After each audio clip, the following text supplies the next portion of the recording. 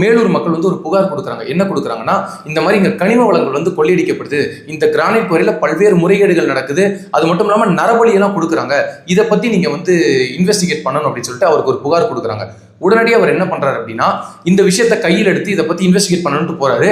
அந்த நேரத்துல மதுரையை சுத்தி இருந்த மக்களுக்கு தெரியும், அவருக்கு மிகப்பெரிய வந்து தொகை கொடுக்குறோம், நீங்க இதுல இருந்து விலகிக்கோங்க, நீங்க வந்து எங்கள்கிட்ட லஞ்சம் பெறுங்க அப்படின்னு சொல்லியும் கூட சகாயம் ஐஏஎஸை பத்தி தெரியாதனால அவரை போய் அவங்க அப்ரோச் பண்ணாங்க. ஆனா சகாயம் ஐஏஎஸ் எப்போ அவரை வந்து லஞ்சம் கொடுக்கறதுலாம் அப்ரோச் பண்ணாங்களோ அப்பவே அவர் முடிவு பண்ணிட்டாரு, இது வந்து ஏதோ தவறு நடக்குது அப்படின்னு. அவரு இந்த விஷயத்துல ரொம்ப அதிக ஆர்வம் காட்டினாரு.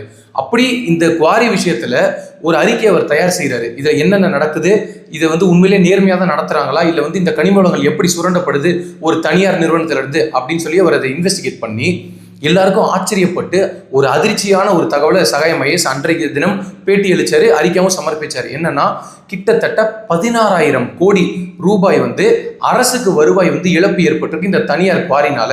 இதை வந்து கடுமையான நடவடிக்கை எடுக்கணும்னு சொல்லி அந்த அறிக்கையை கொண்டு போய் 2012ஆம் ஆண்டு அதிமுக அரசு இருந்தது. அன்றைய முதலமைச்சர் யார் நமக்கு தெரியும். அந்த முதலமைச்சரோட டேபிளுக்கு இந்த ஃபைலை கொண்டு போய் அனுப்புறாரு.